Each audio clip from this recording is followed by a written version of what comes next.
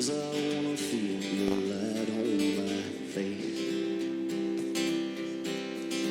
There's a soul coming up in my soul, Lord, in my soul. There's a soul coming up in my soul, Lord, in my soul. My beloved, bring me away. Greetings. I am Christiane Ryan, and I am your host today for Artist in New England, where we bring to you the artist whose vision has made an impact in the art world. And today we are still at the Herzfelt Gallery, but we have Patty at the wheel. We have Patty Herzfeld, who does some of the most incredible pottery that will blow your mind. And she has been nice enough to let us interrupt her, as she is very busy at the wheel. And this is Patty Herzfeld. Just kind of look up and say hi. Hello. So I'm so excited because this has been one of my real pet peeves, that I've always wanted to interview a pottery, and I didn't even know Patty and I've known each other for a little while, and I had no idea that you did pottery until you posted that beautiful bowl. It was a bowl that you put in a sink. Right. What is it, a sink? A sink. Sink. It's a sink. And I thought to myself, and it was blue, and it was beautiful, and I thought to myself, I said, I think I asked you, I said, oh, well, what is that? And you said, oh, it's one of my pieces of artwork. And I'm thinking, oh, God, how stupid can you be, Chris? And not know anything about anyone but, the usual. Well, whatever we talk about on Facebook besides like, love, and a comment here and there and again. But so she was nice enough to give over some time, and I know you just came off of a really crazy scene. I love how you just pulled this up. It was a little flat piece, right, that she got molded on the wheel. And now all of a sudden, it grew. Right. It's 5 pounds. 5 pounds of clay. And I'm going to make a picture. A picture? Yeah, that's my plan. Like as in pouring picture? Right. Okay. So you were just telling us how you buy your clay. Right. I buy it down in Sheffield. Sheffield Potters down in Massachusetts. Uh-huh. They have really good clay. The clay quality is excellent. Down the Berkshires. Yes. Yeah. I lived in Great Barrington for a while. They have really great people down there. I'm very happy with this clay. I'm happy with the Glaze chemicals too. I'm pretty happy with Sheffield Pottery. Wow. That's amazing. So you buy the actual clay and in boxes. In boxes. And we noticed the first thing that Bob wanted to know is, do you always buy brown? Is that I do. Okay. I do because in the past, when I first started out, I purchased a few different colors. I would purchase gray, I purchased white. And I just basically love the brown because I love dark stoneware. I like the dark stoneware New England look. So does it adhere to the glaze better? Does it? No. I mean, is there something? Nope. I like the look. It's your. Yeah. To me, it's very, very. It's very comfortable. Mm-hmm. It's cozy. It's very nature. It's very natural. nature. Very and natural. it's New England. Mm-hmm. To me, it's just New England. But even if I were in the South, I think I'd do the same thing. Uh-huh. Yeah. So the other question that we had is that, so you have a designate, because I always love it when there's a formula for something. So there's if a certain thing weighs a certain amount, then that allows you to make certain things, like this. You said this was 5 pounds. Right. Okay. So then there's other types of vases or bowls that you figure out with a certain weight. Exactly. If you want to make a bunch of pitchers that are approximately this size, you weigh out 5 pounds, and you each piece you just weigh it out, and you have 5 pounds, and you throw your pitcher, and they will all be approximately the same size. No piece is the same. because it's all That's handmade, what I hand love about thrown. it. But yeah, you will make a whole bunch of pictures. You use your 5 pounds. If you want to make a bunch of vases, like the large vases, you use 10 pounds of clay. If you want to make a sink, you can use between 20 and 25 pounds of clay. So for making sinks, Mm-hmm. they're around 20 pounds. Well, that also depends too, because some people would have to have a small sink, and you can use 15 pounds. Like I've made 15-pound sinks too, because it had to fit in a small place. So how many sinks do you make? That I mean, are those custom ordered? Or? I mostly do custom orders with sinks. Wow. Yeah. Yeah, because otherwise you're gonna they'll have to have the bottom part made, right? Or they'll have to have bought the part and then come to you with the particular. Well, custom actually, order. a lot of times, well, not every time, but quite a few times, they'll come to me for the sink, or they'll come to Dave for the vanity. Dave can do the vanity, I can do the sink. That's great. So that kind of works out pretty good. So now, at this point, you get the actual structure of what you're making, which is, to me, it's just metamorphosized into this out of nowhere. So is that because of the pressure you put on it from your hands to bring it up? Is it the type of texture? The water? The water helps your hands to slide over your pieces. And Krista, basically what I'm doing is I am using my fingers and I am pulling the clay up. As the wheel is spinning, I am pulling this clay using my right and on the outside, my left hand on the inside, and it just pulls it up each time I go up like this. To me, I would think it's the unevenness that gives its originality. To be honest with you, try to get it even? I want it uneven. I purposely make my pieces off. Good. Because I want them to look handmade. And they do. And people, I seem to sell much better. You sell your work much better when pieces are handmade looking, instead of each piece looking like it comes from Walmart. Oh, yeah. You know what I mean? Or peer imports. Take 10. 10 of those. I mean, it has its place, right? But what is it like to sit down with a plate or silver, just the whole seating of having an original clay pottery, on the table? Right. Right? Right. So then what happens now? So you brought this up. Okay, I'm not finished. Okay. I have to trim. Is this a good time for you to stop or not, or? Oh, I don't know. It's up to you guys. Yeah. You can figure it out. All I have to do is just like trim the bottom of this.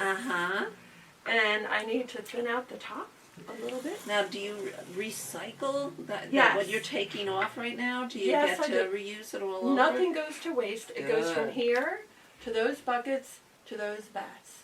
And I take the wet clay and I put it on those bats, and I reuse it all the time. Oh, that's amazing. Nothing goes to waste, which is really great. So do you start off like in the year or during the year? Do you have certain amounts that you're going to make, or that you have been ordered, or? Krista, I used to do so many shows. I used to do a lot of shows a year, and I was also busy teaching. I taught at a private school for 15 years. I taught for Johnson State College for a couple of years. I would have women come here And to my where's shop. that? Where's Johnson? Well, it's up north, but they would come here to learn. So they would take a course in pottery or ceramics, and so I've done teaching. But I mostly have done, and I also would do pottery camps for kids when my son was younger. I would do a lot of pottery camps in the summer months and do shows. So basically, what I would do is I would figure out how much I needed for each show. You know what you need, like if You know what sells. you know what's no, you never know what You sells. never know what sells. Okay. You never know. So what you do is you figure out, okay, I'm going to be at the show for 3 days, so I need to make so many mugs, I need to make so many bowls, and so many vases, so many pictures, and that's how you do it. And when you're doing a large show, like a few day show, then you're bringing a lot of inventory. But when you're doing, times have changed. over the years. yeah. We used to do very big shows, and then we've gone down. I went down to doing much smaller shows like farmers markets. And you can do really well at the farmers markets. They're only it's only a few hours. Right. It's very easy. You bring some work down. I've done well at the farmers markets. You sell and you come home. So, the Instead times of the have whole changed. big show thing and packing it up. I enjoyed the big shows. I'm sure. I used to enjoy them. I used to do Vermont Handcrafters up in Burlington, and that would be. It was a 3-day show. It used to be a 4-day show, and I remember just loading up my car. I had this old Volvo. I loaded up the Volvo. I had stuff on the roof. I had my seat in my car pushed all the way up to the steering wheel. You'd be and driving like this. I would be driving with And so we close. know that was Patty on her way to a show. But anyway, those were great memories. Then eventually we ended up, we purchased a trailer, and then life got easier. Yeah. As opposed to not so complicated, I guess, right? To be honest with you, I found shows to be very enjoyable Oh, yeah. because I enjoyed meeting people, Absolutely. and I enjoyed selling my work. And people that loved your work, I'm sure. I mean, there's nothing more than being appreciated for what your, creativity is. Right. So, I mean, they were good days doing the shows. Do you miss them? Yeah, I do. And I'm looking forward to getting back into doing, shows again. Seeing real human beings. Yeah, because, I'm in the shop and I'm on the northwest side of the building. And Still have a nice view out there. yeah, it's beautiful. Yeah. Yeah. So you get it to this point where, back to the actual pottery. So you get it to this phase where it's molded, and then you make it into a pitcher. Or whatever you want. Or whatever you want, and then what do you do with it? Then what I do is I get it to the point to where I'm happy with it. This is okay. So then I cut it off. I have a wire cutter. At the bottom. Cut it off at the Wow. bottom. Okay. Then you're finished with cutting it off. Then you take your piece. And actually, I will adhere a spout to this. I have like a template back there, and I will cut out the template, and I will cut this out when it's leather hard, and then I will adhere. Do you saw it? Is it like a type of saw it out, or like? No, I just have like a little razor that I just, when it gets leather hard, I cut this out, because then it's easier to handle, and then I just add my spout, and then I add my handle on the other side. Pull the handle, you got a handle. And then what happens? And then I have to wait until this gets leather hard before I can do that. And how So- long does that take? So, well, what I do in the wintertime, because it's drier, because the heat is running, so what I do is I just basically lightly cover it with plastic, set it on the shelf, and then tomorrow morning I'll be back out, and I'll cut everything out, and adhere the handle, and attach the spout. And then it sits on the shelf and dries. And then does it go in? And then it goes into the kiln. Okay. I have to have enough pieces to fire. It goes into the kiln, and then I fire it, and then after it fires for 14 hours, I take it out, then I glaze. That must be the real fun part, huh? It's okay. Actually, it's kind of fun because you get to sit down Okay. and you get to look at your pieces, and then you're figuring out, okay, what color looks good on this, or what will this, unless it's a custom order. But anyway, and then you glaze your pieces, and then you put it back into the kiln, and you fire it again at a higher temperature, cone 6, which is like 2200 and 300 degrees. And then that takes around, 14, 15 hours again. And then you take it out after it's cooled down and you're done. Okay, so how many pieces fit into the kiln? Oh my gosh. Well, it depends if you're putting in plates, if you're putting in mugs, if you're putting in pitchers. It depends on the size of the pieces. I can fit in 4 shelves into my kiln. I was going to ask you that, yeah. Right, so very there's- deep. Right, so there's like 4 shelves I can stack. Are they stone shelves? They are made out of fire brick. Fire brick. Oh yeah, look at that. Yeah. So, I'll grab one. These, right? Yes. So there's 2 of these, and they fit inside, and then you just put whatever you're doing on top of this. Right. Wow. Yeah. So I don't know if you can see. Can you see that? Am I on? So she builds these pieces into the kiln. So I'm sorry, I don't do. How many did you say you could do at one time? I can. Well, depends upon the size. Oh, here. It depends upon the size of each piece, right? I can fit in a ton of mugs. You know, I can fit in probably 20 mugs on one shelves or more. Right. Or it just depends upon the size of your pieces. It's amazing. I mean, to me, it's just incredible that you have this beautiful little space and you can create all of this. So. And to me, I mean, here it is. I mean, right in front of us. In the time that we're talking, you could be on the phone or whatever, listening to a video, right? We always have music going here. Yeah, so you must come out here. I mean, this is your creative space where you just really... You have a blast. Yeah, I would think. Yeah, and you've been, so how many years have you been doing this? Since 1993, so... 93. We're not good with math. If we can't add up the time for the... Okay, an hour and what? So 93, so that is 20. In 2023, it will be 40 years. Is that right? 93, 2003, 2013. No, 30 years. 30 years. I always tell my kids, you'll get good in math when it has to do with money. Then you'll all of a sudden pay attention, right? So 30 years and you're still really in love with it. Yeah. And you'll keep, yeah. I do. It's kind of like your passion. Pottery. I do. I love pottery. I'm in my element. It's my element. It's where I belong. So then the question comes, like, did you do this as a child? No. But my Aunt Peggy reminded me. I have a great aunt, my Aunt Peggy. She reminded me. She said, "Well, Patty, you always used to play with mud pies when you were little." But no, I had no exposure. How adorable. It starts with mud pies. So, and I did. All you girls out there, you little girls, and you're playing in mud pies, don't let your mother to pull you out of them, okay? No, seriously, you know, it's like the wonder, right? It's kind of like on the beach when you're building a sandcastle out of sand. And I mean, it's like, to me, it's just that creative element. And I don't think all of us are, maybe all of us are, but when you get into that whole building thing and understanding that you can take material and the sky's the limit, right? So your aunt reminded you that you used to build mud pies. Right, but as a child, I had no exposure to the arts. Wow. Because I grew up in southern New Jersey, and my father was like an Archie Bunker. You know, and we didn't have any kind of art exposure.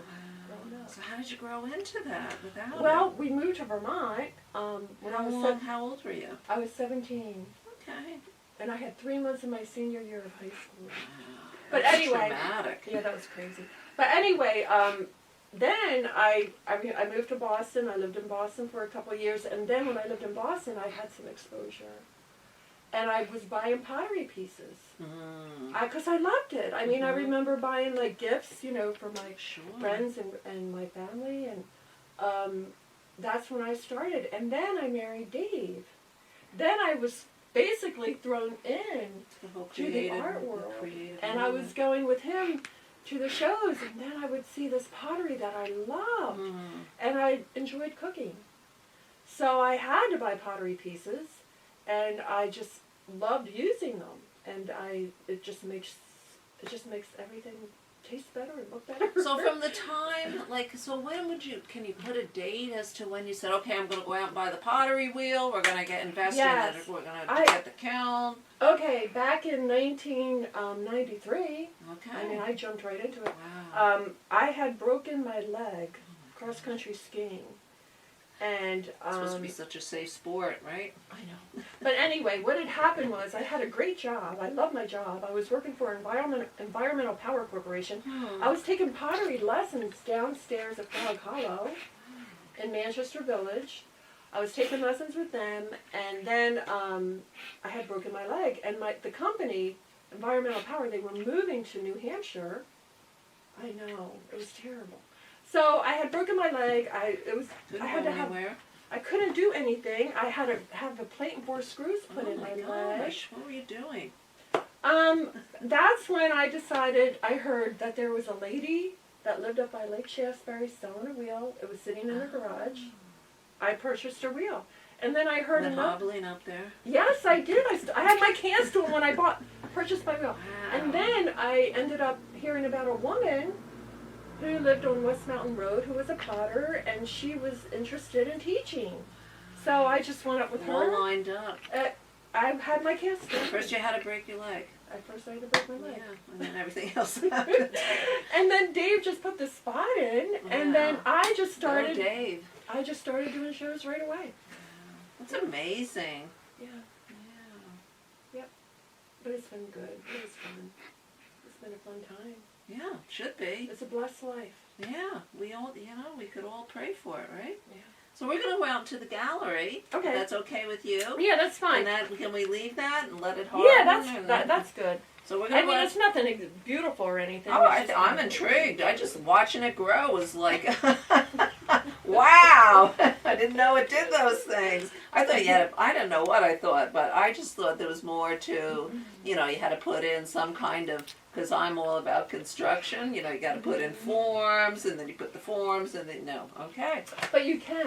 I mean, you can make pieces out of slab. I have a slab roller. Uh huh. I have an extruder, Uh-huh. and I do make pieces out of slab Wow. back there, and I make pieces from my extruder. So also. have you thought about just doing nothing but lessons? No, to be honest with you, because You don't I feel wanna like I've been busy with raising my son. You That's know, enough. a lot of running around, and Mhm. after as we get older, I just feel like I need time to myself because I've done so much teaching. Good for you. And so, I just really would like to do my own Good stuff. for you. I'm glad. Yeah. But I still think of all those kids that need to learn how to do pottery. Yeah. I was at Grace for 15 years. Oh, wow. Yeah, it was So great. you've been there, done that. Mhm. Yeah. So, Yeah. all right. Well, we're going to go around the gallery now, and we're going to see some of the finished product, which is going to, it's beautiful. From the waist up. From the waist up. Okay. Okay. So now we are in Patty's gallery, which to me, I was in awe because there was so much to look at, and she said she hardly had anything here. But why don't you start telling us about some of your pieces and what people can expect when they come into your gallery? Okay, the first thing I need to say is that the piece that I just made back there, usually when I make something on the wheel, I don't talk to anybody. I'm listening to music and I'm concentrating. So what I made back there it was okay. I thought it was great. Thanks. I thought it was wonderful. So that's Okay. So tell us about this stuff. I just basically make, I just have ideas. Women mostly buy, and I need to sell. So women buy vases, and they're also into animals. Mm-hmm. So I've made various animals on vases. As you can see, there's a cow. I've made barns. And these are my standard, basically kind of vases that I make. And I love the pig. yeah, I do too. I've sold a few of Can you imagine if somebody comes in and says, "Can I have 10 of those?" Yeah, I can do it. No problem. Yeah, Because you know how we feel like we want to have a complete set, right? And then you have the little bud vases. Those are really adorable. Yeah, these. Well, those and the ones behind them. How Oh, these are made from the extruder, Uh-huh. which I enjoy this. They're kind of different. Wow.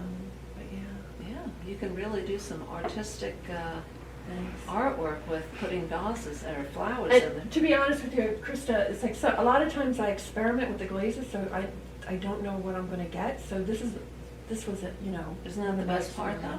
Yeah. You never know what you're going to Yeah. get till it's done. Sometimes you're thrilled. So Sometimes it's that's a really nice one. I love the color on that. This? But yeah, it's very grounding. Yeah, this is I had this in the shop, and actually there was an animal attached to it, but it fell off. So Oh, well, so I I just like left it. I it. still like the way it is. Yeah.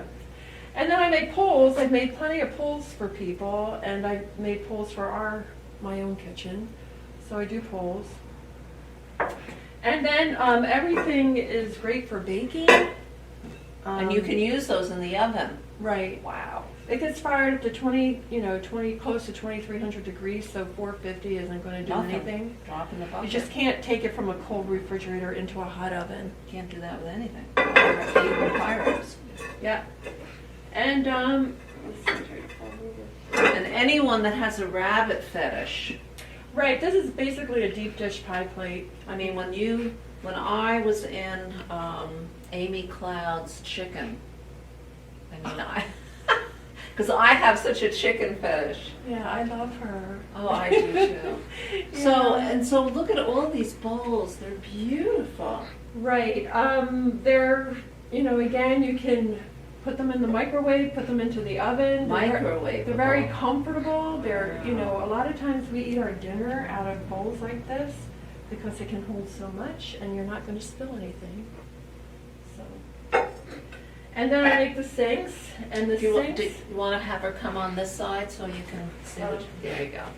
And then I make sinks, and yeah, people love the sinks. Yeah, I mean, to me, it's the texture and being able to mount this Mhm. into like a little vanity Right, would be just. I mean, to me, that's.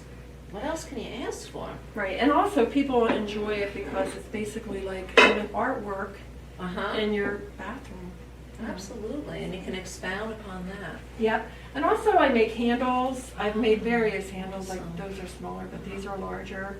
I've done, So, so again, when it gets leather, that's the expression. When it gets leather hard, then you drill the hole Yes.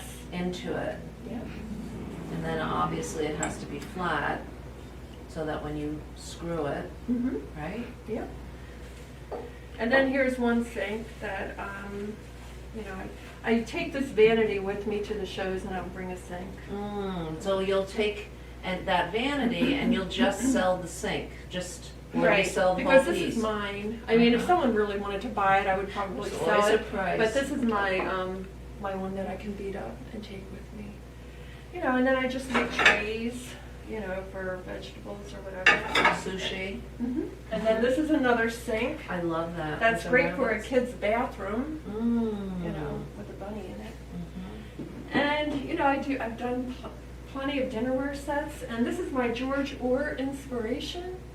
Wow. You ever hear of him? Do you ever hear George Orr? Yeah, and I don't know how I would feel about, to me, it's it's a centerpiece without, adding flowers or anything. It's just a piece of artwork, right? Yeah. Yep. And they put chickens. little bunnies in them, or chickens and cats and bunnies and we have tumblers. I've got mugs in the background. So. Yeah, it's just, to me, it's just so fabulous. I mean, I don't want to tell you what I use mine for, but I use it to put my loofah and my soap and another little thing to put in Nice. it. Yeah, because it adds such a nice thing to the bathroom, because to me the bathroom is like the last focus. Unless you get into wanting to really, and it's the little things. I'm not a big gushy, go crazy. These plates are really interesting. They're an interesting size. Now, how did you get the star in them? I basically, you draw the star. Okay, you make your plate, and then you bisque fire. You fire it with the fire plate it. plain. Just plain clay, Uh-huh. fire it. Then you bring it out of the bisque fire, and then what you do is you draw your star in basically with a pencil. Then I'll glaze this color into the star, and then I wax resist. I wax resist the star, and I wax resist the bottom. Okay, when you say wax resist, it's a It compound. resists, basically, it's wax, and it resists glaze. So basically, when you put the wax resist on, then you can dip your pieces into the glaze. All the glaze will run off and except that's a for... clear glaze, obviously, or just an off color. No, it's this color glaze. Uh-huh. So you dip it into the glaze with the wax resist here and the wax resist here, and you're not going to have any glaze that's going to stick to this or that. Wow. And then you after fire it doesn't stick to it, then you fire it. Mm-hmm. Then how do you then you put another color glaze on it? No? No. Because what I do is I already painted the glaze on here, then I add the wax resist. and wax resist the back, the bottom, so you know your piece is not going to stick to the kiln shelf.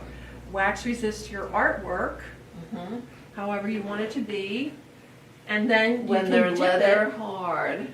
No, you wax resist after it's bisque fired. Ah, wow. Yeah. You know, you think it's so simple. You sit with this pottery wheel and you do this, that, and the other thing, but there's so many processes. You know, it really has caught my eye. I'm surprised you still have that around.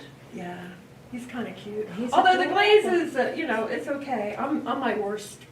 My worst Critic. world's critic. Oh, yeah. I don't even listen to what the artist has to say about their own work. But anyway, yeah, I think he's adorable. Yeah. You And it's interesting how it's kind of bowed, Mhm. right? Yeah, because when I was putting it together, that was my intent to do that, to push it and to give it some kind of a shape instead of Contour. just straight. Yeah. Yeah. It's interesting. Yeah. Could be, I mean, again, I can't see using it for anything because I just think itself needs to be by itself, right? Yeah. So, what else do you want to, okay, so here we are over on another section of the gallery, and I have to tell you, this is one of the most incredible soup bowls with a handle. This is great, and I love the color and the finish, but the size is perfect. Thank you. And I love, and I know this sounds crazy, but just to talk about mugs, because I know people who spend a lot of time looking for mugs, that perfect mug that fits in your hand, Mm-hmm. right? And here you have, this would be a Krista mug. Oh, really? Yeah, this would be Okay. a Krista mug. I can't stand these like little teacups, like, come on, I want a mug. And I'm not even a coffee drinker anymore. I'm a chai drinker, and I put in cocoa and half, and I mean, I want a cup, I want a mug, I want something that's gonna last, right? Right on.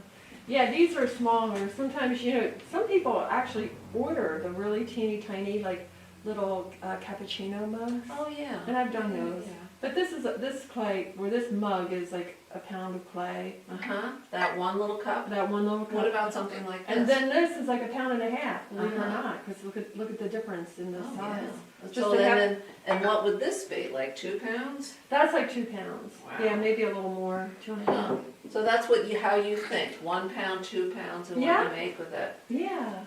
And to me, I think these are just extraordinary. I just think, well, I love the little curls, but I love the smaller bottom coming up to the top and being wider. And I have to tell you, I just love, I mean, how do you get that? Okay, this is another George Ort inspiration. I've had this a long time. But anyway, what I do is, this is 2 pieces. This is one base, this is the other, and then I attach them when they're leather hard, then I fire it, or And actually does the glaze kind of like the take away glaze the... covers. Yes. Ah. So what I do with this, with the design, I love is that. I brush on that orange glaze, and then I do the design with the wax resist, because the wax resist prevents any other glaze sticking to it. And then I take the piece and I dip it in the bucket or in the big bin of glaze, and then I fire it, and I get this effect. I love it. I think it's extraordinary. I really do. I think I love the color differentiation in it. You know, it's so like poof to the eye. You know, and I love stuff that can really capture your attention. I mean, you know, isn't that what it's really about? Yes. Right? And then a little piggy in the back, little piggy plate. We had this one little piggy that would show the arrow going into the kitchen, right? There you go. And then here's a kitty cat. That's a cat. Oh, Yeah, that's and then a adorable. cow, and another Yeah. sink, and yeah. And so and then now we were just talking about these over here. Oh, these are great for mixing batter. It's called a batter bowl. Mhm. Yeah, they're perfect for making pancakes or a cake, and You can hang on to it, mix it up, and Yeah, pour. I love that. But to me, what I love is how you do the blue, because that reminds me of like the real older pottery. Remember how they used to have that blue rim going around the top? Mm-hmm. I mean, if I looked at that, I would have to get really close to see if it was really old. Really? Yeah. Oh, good. I'm glad to hear that. And I love how it just drips along the bottom. Yeah. I mean, to me, that is like such authenticity. And then here we have just a regular. Well, this is a berry bowl. Oh, look at that. Yeah. So you put the berries in here after you pick them. And then you wash them and you can pour your water out. Wow. Yep. Great strainer. You do strainers? Yes, You I've could, done right? strainers. Yeah. Yeah. So, I'm very low on inventory right now, Uh-huh. I just have to say. well. Usually I have. so Oh, much and more. here is, what is this? Is Oh, this that's a second. That's these are sec- pieces that went wrong in the kiln, and that's just a lid that went to something else. Oh, well, it looks like it fits that. It just sits Right. down there. Yeah. Well, thank you so much for letting us just come in here and watch what you do and just, I'm in awe. I mean, to me, it's kind of one of those magical things that you start with this wheel and a pedal and, you know, from there it just kind of evolves, right? That's right. Yeah, it's That's right. exciting, right? Yeah, and you just get these thoughts that come into your head. You know what I Huh. mean? You just get thoughts that come in. What are you going to do next? Mm. And yeah, Yeah, that's great. it works. So we are at the Herzfelt Gallery. This is Patty Herzfeld, who has, how many years have we talked about? Who has 30 done years. pottery for 30 It will be years, 30. right? Yeah. And you're on 7A, Yes. and I have shown, there'll be a picture in the beginning of the show that it's a beautiful fox that shows where she's located, so you can't miss it. It's right next to the chocolate factory. Chocolate barn. Chocolate barn, so you can spend the day between the gallery and the chocolate. And I guess there's a food place, a beautiful Oh, Clearbrook Farm across the Clearbrook street. Farm. So you have an all-day affair here. And I hope you'll come and join them when the weather gets nicer. You have been watching Artists in New England, where we bring to you the artist whose vision has made an impact in the art world. This is Krista Jan Ryan. Thank you for joining us, and we'll see you next time. God bless. There's a sun coming